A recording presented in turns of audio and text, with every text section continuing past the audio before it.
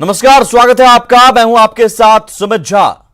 सबसे पहले बात उस मुद्दे की जिससे हम, आप या फिर पूरा देश जुड़ा हुआ है, लेकिन अफसोस कि सामरिक मुद्दों पर सियासत बाज नहीं आ रही है। चीन सीमा विवाद पर एक ट्वीट को लेकर केंद्रीय मंत्री रविशंकर प्रसाद ने राहुल गांधी पर हमला बोला है और उनकी समझ पर सवाल उठाए हैं। राहुल ने ट्वीट में पीएम को कटघरे में खड़ा किया है।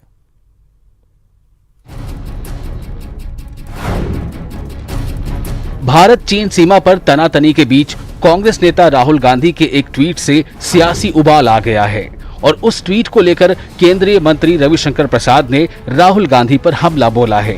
राहुल गांधी को इतनी तो समझदारी होनी चाहिए कि चीन के साथ सामरिक संबंधों पर ट्विटर से सवाल नहीं पूछा करते। कम से कम चुनौती भरे मामलों में, विदेश नीति में क्या वो खुलकर इस तरह से सवाल पूछना उनका लाजिमी है क्या? हम देश भर के साथ सद्भाव और शांतिपूर्ण तरीके से रास्ता निकालते हैं और निकालेंगे। सामरिक संबंध जैसे संवेदनशील मुद्दे को ट्विटर पर उठाने को लेकर रविशंकर प्रसाद ने तो राहुल गांधी पर निशाना साधा ही, साथ ही उन्होंने बालाकोट और उरी हमले का जिक्र करते हुए राहुल गांधी को कटघरे में खड़ा किया। राहुल गांधी जी, कृपया कर करके आप थोड़ा सा इन चीजों को सीखिए। आप वही हैं जिन्होंने बालाकोट के हमले के बाद भी सबूत मांगा था। राहुल गांधी जी, आप वही हैं जिन्होंने उरी पर हमले पर भी सेना की शहीदों की शहादत का सबूत मांगा था, और आज चीन पर भी वही सवाल कर रहे हैं। राहुल गांधी थोड़ा समझें। आइए अब जान लीजिए राहुल गांधी ने क्या ट्वीट किया था जिस पर रविशंकर प्रसाद ने उन पर हमला बोला। दरअसल बुधवार सुबह राहुल गांधी ने पीएम मोदी पर निशाना साधते हुए ट्वीट कर कहा था कि चीनी घुस आए और लद्दाख में हमारी जमीन कब्जा दी। इस बीच पीएम बिल्कुल चुप हैं और पूरे मामले से गायब हो गए हैं। बता दें कि पूर्वी लद्दाख क्षेत्र में भारत और चीनी सेनाओं के बीच पिछले 1 महीने से गतिरोध बना हुआ है। हालांकि गतिरोध दूर करने की लगातार कोशिशें भी हो रही हैं और इन कोशिशों के बीच चीन ने पूर्वी लद्दाख के कुछ गश्त बिंदुओं से सांकेतिक वापसी के तौर पर अपने सैनिकों को वापस भी बुला लिया है। Bureau report, news 18 network. अब राहुल की ट्वीट की इस खबर को समझिए। दरअसल सामरिक मामलों पर ट्विटर पर सवाल जायज नहीं है, सोशल मीडिया है। अंतर्राष्ट्रीय मुद्दों को सोशल प्लेटफॉर्म पर उठाना बिल्कुल ठीक नहीं। दूसरे देश के साथ मुद्दों पर सरकार को समर्थन देना चाहिए राजनीति से ऊपर उठकर। वहीं पीएम की खामोशी पर भी सवाल उठाना गलत नीति है, क्योंकि दूसरे देश के साथ सामरिक मुद्दे गुप्त रखे जाते हैं, बोले नहीं जाते हैं। अब बात बिहार की। सीएम नीतीश लगातार जेडीयू कार्यकर्ताओं से मंथन कर रहे हैं और पार्टी को बूथ लेवल तक मजबूत करने की कवायद कर रहे हैं। पार्टी कार्यकर्ताओं के साथ संवाद में नीतीश कुमार ने सीधे लालू राबड़ी को टारगेट पर लिया और विकास के एजेंडे को चुनावी मुद्दा बनाने की कोशिश की। कार्यकर्ताओं को यह संदेश दिया गया कि वे 15 साल के शासनकाल में हुए विकास को जनता तक पहुंचाएं।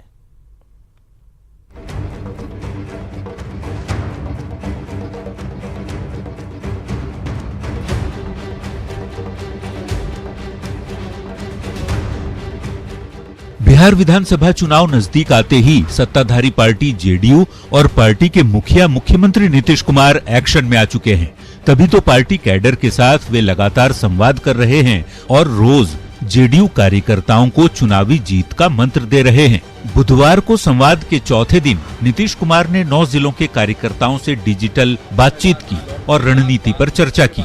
नीतीश कुमार का फोकस इस बार के विधानसभा चुनाव में जीत दर्ज करना है, साथ ही चुनावी एजेंडे पर प्रमुखता से कार्य करना और सरकारी योजनाओं की जानकारी लोगों तक पहुंचाना है। लगातार संवाद कर नीतीश कार्यकर्ताओं को टिप्स दे रहे हैं ताकि असेंबली चुनाव में जीत में कोई चूक न रह जाए। तो चुनाव में फिर जनसभा होगी कि नहीं होगी, किस प्रकार से दूर दूर रख करके कार्यक्रम होगा, कितने दिनों में प्रोग्राम चलेगा, ये सब बात तो इलेक्शन कमीशन तय करेगा। लेकिन अब दिन ज्यादा नहीं है जी, अगस्त तक ही ना हम लोग को काम करना है। सितंबर से तो चुनाव की घोषणा हो जाएगी और नवंबर तक के बीच में उनको चुनाव कराना है। अब जब बात बिहार के चुनावी तैयारियों की हो रही है तो सियासत के अपने बड़े भाई लालू और उनकी फैमिली पर हमला करना कैसे नीतीश छोड़ देते। 15 साल पति पत्नी का राज था, क्या बुरा हाल था? कहीं सड़क था जी, कहीं बिजली थी, लोग घर से निकलने में डरते नहीं थे। कितना सामूहिक नरसंहार हुआ था, कितना सांप्रदायिक दंगा होता था, क्या नहीं होता था, और सबको हम लोगों ने नियंत्रित किया, संभाला। आज क्या स्थिति, अब किसी को डर लगता है? हाँ, कुछ लोग तो गड़बड़ करने वाले लोग होते ही हैं। आप कुछ भी कर लीजिए, सब लोगों का दिमाग ठीक नहीं होगा, कुछ तो बाएं दाएं सोचने वाला रहता ही है। नीतीश कुमार ने ये बातें कार्यकर्ताओं से कही और चुनाव में जी जान से जुट जाने का निर्देश दिया। जेडीयू कैडर को नीतीश कुमार का संवाद मंत्र 7 जून से शुरू हुआ, जो अब 12 जून तक चलने वाला है। नीतीश कुमार के चुनावी टिप्स के पीछे जेडीयू की रणनीति छिपी है। विधानसभा चुनाव में मुख्यमंत्री का फोकस है और 2020 का सियासी संग्राम 15 साल बनाम 15 साल पर फोकस किया जा रहा है। न्यूज़ 18 के लिए पटना से आनंद अमृतराज के साथ ब्यूरो रिपोर्ट। अब जरा कार्यकर्ताओं को नीतीश के चुनावी मंत्र के मायने समझिए। जेडीयू ने विकास का चुनावी एजेंडा सेट किया है और 15 साल बनाम 15 साल को मुद्दा बनाने की इस बार कोशिश है। लालू राबड़ी और नीतीश के कामकाज की तुलना की जाएगी और कार्यकर्ताओं से सीधे बात कर रहे हैं सीएम नीतीश कुमार इस मुद्दे को लेकर। नीतीश के एजेंडे को आम लोगों तक पहुंचाएंगे कार्यकर्ता, ये साफ संदेश है। आगे बढ़ते हैं। बिहार की सत्ताधारी पार्टियां पूरी तरह चुनावी मोड में हैं। नीतीश कुमार पिछले 3 दिनों से कार्यकर्ताओं से संवाद कर रहे हैं, तो कल से बीजेपी कार्यकर्ता लोगों के घरों तक पहुंचने के कवायद में जुट जाएंगे। 30 जून तक पूरे बिहार में यह कार्यक्रम जारी रहेगा। सारी तैयारियां पूरी हो चुकी हैं। इसकी शुरुआत पटना के बांकीपुर विधानसभा क्षेत्र के बूथ नंबर 19 से होगी। पार्टी ने इसका नाम जनसंपर्क अभियान रखा है। इसके तहत पार्टी के कार्यकर्ता लोगों के घरों पर जाकर मोदी सरकार के काम के बारे में जानकारी देंगे।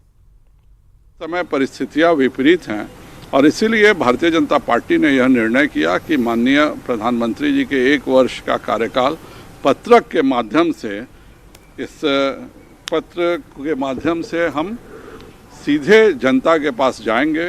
इसमें सोशल डिस्टेंसिंग का पूरा पालन होगा। केवल 2 कार्यकर्ता घर पर जाएंगे और यह पत्र भी देंगे, 1 वर्ष के कार्यकाल का हिसाब भी देंगे और जो भी उनका फीडबैक है माननीय प्रधानमंत्री जी के प्रति, उसको भी लेकर के और वह फीडबैक पार्टी को दिया जाएगा। अब जरा खबर को समझिए, आखिर बीजेपी जनसंपर्क अभियान क्यों चला रही है।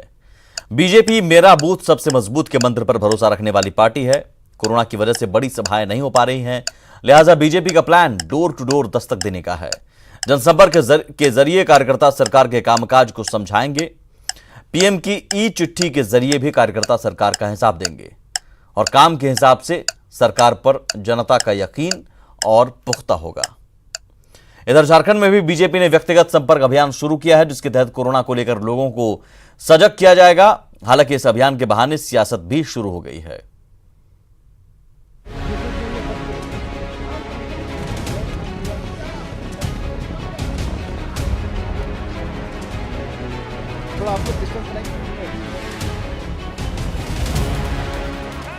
कोरोना संकट के बीच झारखंड में बीजेपी ने व्यक्तिगत संपर्क अभियान का आगाज कर सियासत को नया मोड़ दे दिया है।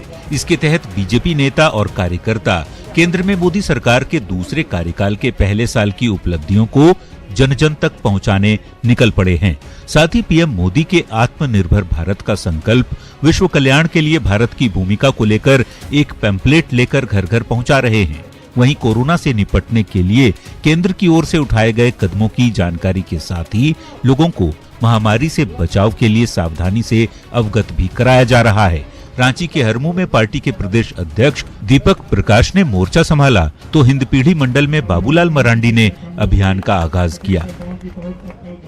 प्रधानमंत्री जी के पत्र और साथ साथ में कोरोना से बचने के उपाय और आत्मनिर्भर भारत अर्थात लोकल के लिए वोकल होने की आवश्यकता पर हम सब लोगों को जन जागरण करेंगे। 1 वर्षों की उपलब्धि को लेकर के पार्टी ने तय किया है कि मैन टू मैन यानी लोगों से संपर्क करके और उपलब्धि उनको बताना और उससे संबंध या उससे जुड़े हुए पत्र को उनके यहाँ तक पहुँचाना। बीजेपी ने इस अभियान के तहत 30 लाख घरों तक संपर्क स्थापित कर प्रधानमंत्री नरेंद्र मोदी के पत्र संदेश को पहुंचाने का लक्ष्य रखा है। जिसके लिए राज्य के सभी 513 मंडलों में ये अभियान शुरू किया गया है। लेकिन हिंद पीढ़ी में जब पूर्व मंत्री सीपी सिंह ने माइक संभाला तो राम मंदिर के मुद्दे पर कांग्रेस को खूब खरीखोटी सुनाई। लोग, ये वामपंथी लोग मुस्लिमों के तुष्टीकरण हेतु नहीं चाहते थे कि राम मंदिर बने। इधर सीपी सिंह के हमले से बौखलाई कांग्रेस ने भी जवाब देने में देर नहीं की। पार्टी प्रवक्ता ने साफ कह दिया कि गांधी परिवार को बीजेपी का सर्टिफिकेट नहीं चाहिए। भारत के निर्माण में जो गांधी परिवार का योगदान रहा है, इसको भारतीय जनता पार्टी के नेताओं से सर्टिफिकेट लेने की आवश्यकता नहीं है। ये देश की जनता भली भांति जानती है। सियासत में वार पलटवार अपनी जगह है, लेकिन ये सच है कि 6 महीने पहले राज्य की सत्ता से बेदखल होने के बाद केंद्र सरकार की उपलब्धियां गिनाने के लिए इस अभियान के बहाने झारखंड बीजेपी को अपनी जमीन तलाशने के लिए फिर से जनता के बीच जाने का बड़ा मौका मिल गया है। संजय सिन्हा, न्यूज़ 18, रांची। और वहीं नेता प्रतिपक्ष तेजस्वी यादव ने एक बार फिर बिहार के मुख्यमंत्री नीतीश कुमार पर जोरदार हमला बोला है। तेजस्वी ने कहा कि 85 दिन के बीत चुके हैं, अब तो सीएम को घर से बाहर निकलना चाहिए। तेजस्वी ने राज्य में कोरोना टेस्ट कम होने को लेकर एक बार फिर सवाल उठाया। वहीं खुद के गायब रहने पर उन्होंने कहा कि वे लगातार काम कर रहे थे। बिहार के ही मुख्यमंत्री जो बाहर नहीं निकले, बाकी हर प्रदेश के तो निकल रहे। आखिर ऐसा कौन सा कंडीशन है इनके लिए और बाकी मुख्यमंत्री के लिए नहीं है जो बिहार के मुख्यमंत्री बाहर नहीं निकल? तो बिहार के मुख्यमंत्री तो पटना में रह के भी गायब है, बिहार में रह के भी गायब है। क्या फायदा? लॉकडाउन में कोई लाखों लोग कहीं भी फंस जाते हैं। फंसने का कारण ये होता है कि गायब हो गए। तो देखिए, ये साफ बात है कि ये जब अपनी जिम्मेदारी को निभा नहीं पा रहे, अपना काम नहीं कर पा रहे, तो इस तरह के सवाल पूछ रहे। और हम गायब होंगे कहाँ? हम गायब होने वाले हैं। दरअसल जेडीयू चुनावी रुख विकास की ओर मोड़ रहा है, विकास के एजेंडे पर चुनाव सेट कर रहा है। चुनाव को भय बनाम भरोसे में तब्दील करना चाहता है जेडीयू, और विकास के मुद्दे पर ही आरजेडी बैकफुट पर नजर आता है। लिहाजा आरजेडी कोरोना मुद्दे को तूल देना चाहता है। वर्तमान परिस्थितियों में जो सरकार की लापरवाही का मुद्दा है उसे तूल देना चाहता है। कोरोना काल में सरकार इंतजामों में खामियों को हथकंडा आरजेडी बनाना चाहता है। महामारी कोरोना से निपटने के लिए केंद्र सरकार ने झारखंड को जो मदद राशि दी है वो राज्य सरकार की नजर में काफी कम है। लिहाजा जेएमएम ने केंद्र सरकार पर झारखंड के साथ सौतेला व्यवहार का आरोप लगाया है, जिस पर बीजेपी ने भी पलटवार कर संकट की इस घड़ी में सियासी पारे को चढ़ा दिया है।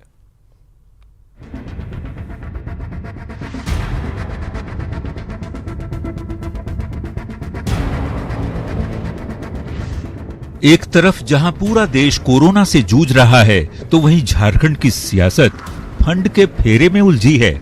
जी, महामारी से जंग में पीएम केयर फंड से झारखंड को मिली 8 करोड़ 67 लाख की राशि सत्ताधारी जेएमएम को ऊंट के मुंह में जीरा लग रहा है। लिहाजा पहले तो जेएमएम ने केंद्र सरकार और फिर बीजेपी पर तंज कसते हुए ट्वीट कर निशाना साधा और झारखंड के प्रति केंद्र और बीजेपी के व्यवहार को सौतेला बता दिया। इसके बाद जेएमएम नेता मीडिया में आकर केंद्र पर जमकर बरसे। राज्य की जनसंख्या से अगर हम तुलना करते हैं उस फंड का, तो प्रति व्यक्ति 2 रुपया से कुछ ज्यादा ये पड़ता है। अब आप अनुमान लगा लें कि किस तरह से केंद्र सरकार झारखंड सरकार के साथ में सौतेला व्यवहार कर रही है। जेएमएम के इस आरोप से ठीक एक दिन पहले मंगलवार को ही सीएम हेमंत सोरेन भी केंद्र पर पक्षपातपूर्ण व्यवहार का आरोप लगा चुके हैं। सीएम ने केंद्र से एक भी वेंटिलेटर नहीं मिलने की बात कही है। केंद्र सरकार से तो डिमांड बहुत है, लेकिन दुर्भाग्य है कि आज तक एक वेंटिलेटर तक हमें प्राप्त नहीं हुआ है। हम अपने सीमित संसाधनों में इस जंग को लड़ रहे हैं। जेएमएम का ये कटाक्ष और बयान बीजेपी को कांटे की तरह चुभ गई। पहले तो पार्टी नेताओं ने कह दिया कि ये राजनीति का वक्त नहीं है, लेकिन वे इतने पर ही रुकने वाले नहीं थे। सो हेमंत सरकार पर विफलता का आरोप भी लगा दिया। और मुख्यमंत्री जी को विचार करना चाहिए कि इस प्रकार का आरोप प्रत्यारोप कर से कोरोना की लड़ाई लड़ी नहीं जा सकती है। और हम कह सकते हैं कि राज्य की सरकार पूरी तरह से कोरोना से लड़ने के लिए असफल हो रही है। केंद्र सरकार के द्वारा भेजे गए सामग्री का ठीक से वितरण नहीं हो रहा है। केंद्र सरकार के द्वारा भेजे हुए संसाधनों का उपयोग सही ढंग से नहीं हो रहा है। आज जितना क्वारंटाइन सेंटर वगैरह कुछ ठीक से चल रहे हैं, कहाँ वहाँ हालत खराब है, कुछ भी व्यवस्था कहीं नहीं है। खाली ये मांग रहे हैं कि भाई मांग के क्या करोगे, जब कुछ कर ही नहीं रहे हो, करो तो मिलेगा ही। जाहिर है 6 महीने पहले झारखंड में सत्ता बदलने के बाद अब यहां डबल इंजन की सरकार नहीं है। ऐसे में केंद्र और राज्य के बीच तनातनी और आरोप प्रत्यारोप स्वाभाविक है, लेकिन संकट की इस घड़ी में सभी दलों को सियासत से ऊपर उठकर काम करने की जरूरत है। रांची से न्यूज़ 18 के लिए उपेंद्र के साथ संजय सिन्हा की रिपोर्ट। जम्मू कश्मीर के शोपियां में सुरक्षा बलों को लगातार कामयाबी हासिल होती जा रही है। आज फिर यहां जवानों ने 5 आतंकियों को ढेर कर दिया। पिछले दिनों हुई कार्रवाई में अकेले शोपियां में ही 14 आतंकी ढेर हो चुके हैं।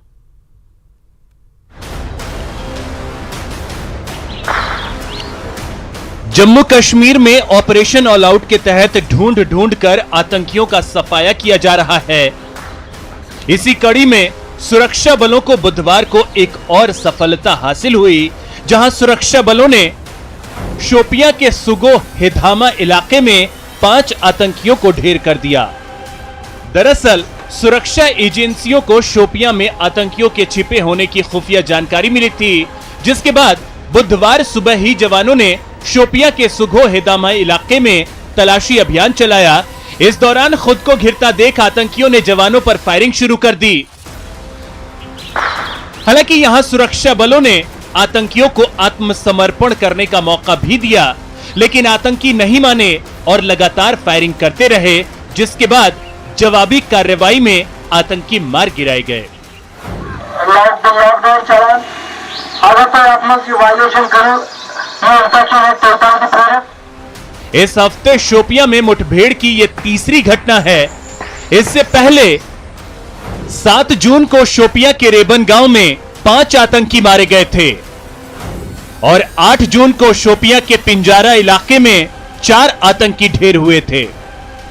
बता दें, जून के महीने में ही सुरक्षा बलों को जम्मू कश्मीर में कई बड़ी कामयाबियां हाथ लगी हैं और सुरक्षा बल के जवानों ने हिजबुल मुजाहिदीन के 6 बड़े कमांडर को ढेर किया है।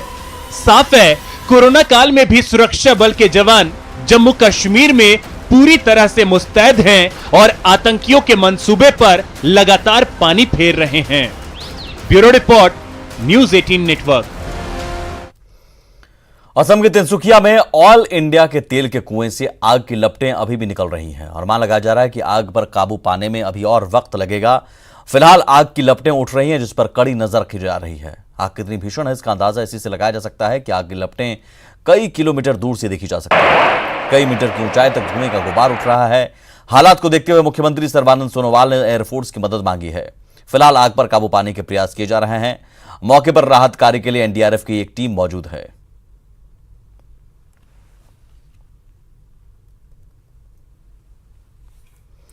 और बड़ी खबर इस वक्त आ रही है, बिहार में फिर से कोरोना विस्फोट। आज 243 नए कोरोना मरीज एक दिन में मिले हैं। राज्य में अब इसी के साथ आंकड़ा पहुंच गया है 5698। पूर्णिया में 55 नए कोरोना पॉजिटिव पाए गए हैं। वहीं मधुबनी से 21 नए कोरोना मरीज मिले हैं, जबकि पूरे बिहार भर में अब तक 33 लोगों की मौत हो चुकी है।